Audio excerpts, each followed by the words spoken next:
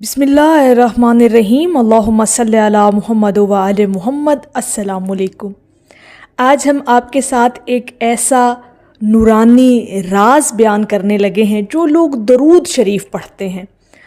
अब वो जो राज है नूरानियत का, रूहानियत का, वो ज़रा आज गौर से सुनिएगा। वो लोग जो अहले दरूद हैं, जो दरूद शरीफ से मुहब्बत करते हैं और दरूद पाक के ज़िक्र को अपनी ज़िंदगी के अंदर मुसलसल इस्तकामत के साथ शामिल किए हुए हैं। जो अल्लाह के बंदे मुसलसल दरूद पाक पढ़ते हैं, चाहे वो दुनिया के किसी कोने, किसी खित्ते में भी बैठा हो, तो क्या अमल उसी वक्त जो उसके इर्द गिर्द है वो शुरू हो जाता है। और क्या ऐसा एक नूरानी और रूहानी हिसार बनता है, ज़रा ये सुनिएगा। चाहे आप दुनिया के किसी भी हिस्से में बैठे हों, ये ज़रा राज सुनिएगा, क्योंकि आप एक ऐसी खूबसूरत इबादत कर रहे हैं ना कि जिसके राज़ों से पर्दा आपके सामने उठाना ज़रूरी है, ताकि आपको पता चल सके कि आप कितनी कीमती इबादत अपनी ज़िंदगी के अंदर शामिल किए हुए हैं। अल्हम्दुलिल्लाह सुम्मा अल्हम्दुलिल्लाह, दरूद पाक एक ऐसी इबादत है जो बंदे को बराह रास्त नबी करीम सल्लल्लाहु अलैहि वसल्लम की बारगाह से जोड़ देती है। ये वो वजीफ़ा है जिसके बारे में कुरान पाक में हुक्म है कि बेशक अल्लाह और उसके फ़रिश्ते नबी पर दरूद भेजते हैं। ए ईमान वालो, तुम भी उन पर दरूदो सलाम भेजा करो। हदीस मुबारका में आता है कि नबी करीम सल्लल्लाहु अलैहि वसल्लम ने फरमाया, जहाँ कहीं भी तुम हो मुझ पर दरूद भेजो, बेशक तुम्हारा दरूद मुझ तक पहुँचा दिया जाता है। अब ज़रा उस मंज़र का तसव्वुर करें जो अब आगे हम आपके साथ बयान करने लगे हैं कि आप दुनिया के किसी कोने में बैठे हों, किसी भी हिस्से में बैठे हों और आप दरूद पाक मुसलसल पढ़ने वाले लोग हैं, तो फिर होता क्या है। एक मोमिन दुनिया के किसी कोने में, शायद अपने कमरे में, शायद सफ़र में या तन्हाई में बैठा है, किसी भी जगह पर बैठा है, घर में है, घर से बाहर है, किसी भी दुनिया के हिस्से में वो शख्स मौजूद है। जब वो ज़ुबान से इखलास के साथ दरूद पाक पढ़ रहा हो तो एक इतना खूबसूरत आसमानी अमल बनता है, नूरानियत भरा, कि आप इंशाअल्लाह ताला जब इसका तसव्वुर करेंगे तो आपकी रूहें सरशार हो जाएंगी। जैसे ही ये अल्फाज उस शख्स की ज़ुबान से निकलते हैं जो दरूद पाक पढ़ता है, तो फरिश्ते उन कलमात को नूर में बदलकर अपने परों पर उठा लेते हैं। सुबहान अल्लाह। फिर फरिश्ते एक दूसरे को वो नूर मुंतकिल करते रहते हैं और यूं एक लंबी नूरानी और रूहानी कतार बन जाती है। ये कतार ज़मीन से आसमान तक और आसमान से फिर मदीना मुनव्वरा तक फैलती है। हर फरिश्ता अगले फरिश्ते को दरूद पाक पेश करता है, यहाँ तक कि ये दरूद रोज़ा अतहर की चौखट पर पहुँचा दिया जाता है।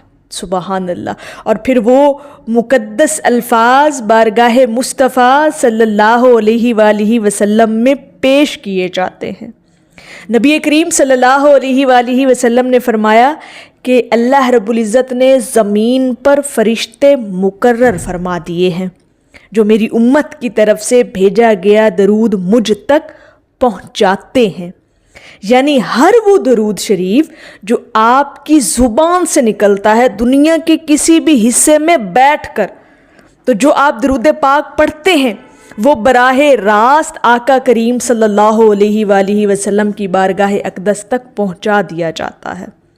और दरूद शरीफ पढ़ने वाले पर अल्लाह रब्बुल इज़्ज़त की 10 रहमतें नाजिल होती हैं।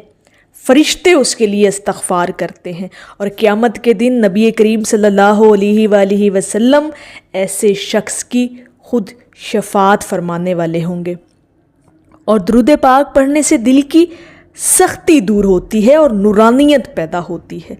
तो जो शख्स दुनिया के किसी हिस्से में बैठा है, جب اس کے لبوں پر اسم محمد صلی اللہ علیہ وآلہ وسلم آتا ہے تو وہاں سے لے کر جس جگہ پر وہ شخص بیٹھا ہے وہاں سے لے کر روضہ اطہر تک فرشتوں کی نورانی ایک لمبی قطار بن جاتی ہے.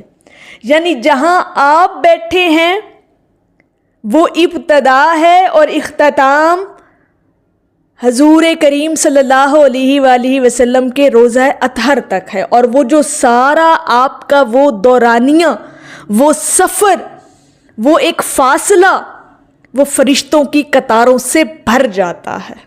سبحان اللہ، کیا خوبصورت یہ تصور ہے.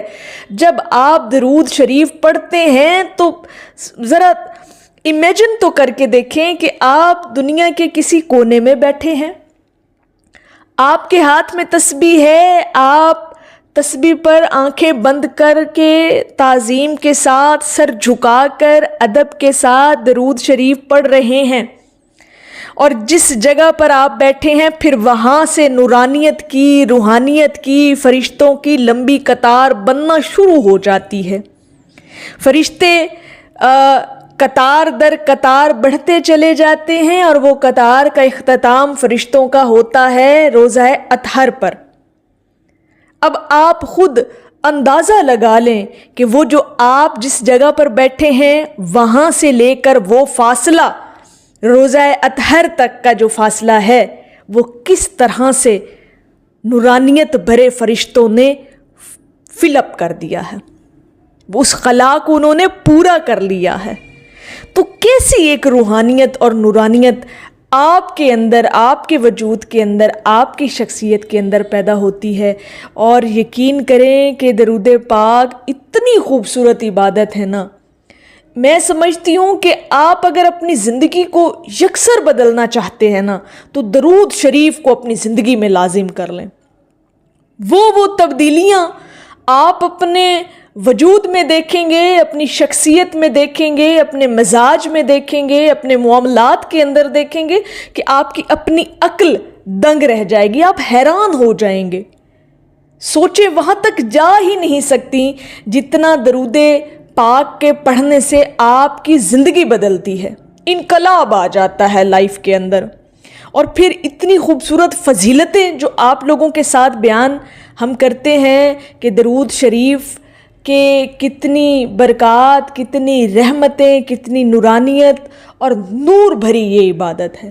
اگر اپنے اندر نور بھرنا چاہتے ہیں نا تو بس پھر درود شریف کو اپنی زندگی کا حصہ بنا لیں.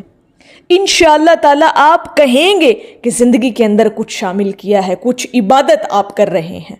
تو میری اللہ رب العزت کی بارگاہ میں دعا ہے کہ اللہ پاک آپ کو اور مجھے ہر وقت ہر سانس کے ساتھ اپنے نبی علیہ الصلاۃ والسلام پر درود و سلام پڑھنے کی توفیق عطا فرمائے. آمین یا رب العالمین. اور آخر میں ہے کہ یہ بھی فیض عشق ہے، ورنہ کہاں میں کہاں درود پاک. ایک دفعہ محبت سے پڑھ لیجئے صلی اللہ علیہ حبیبہ محمد وآلہ وسلم.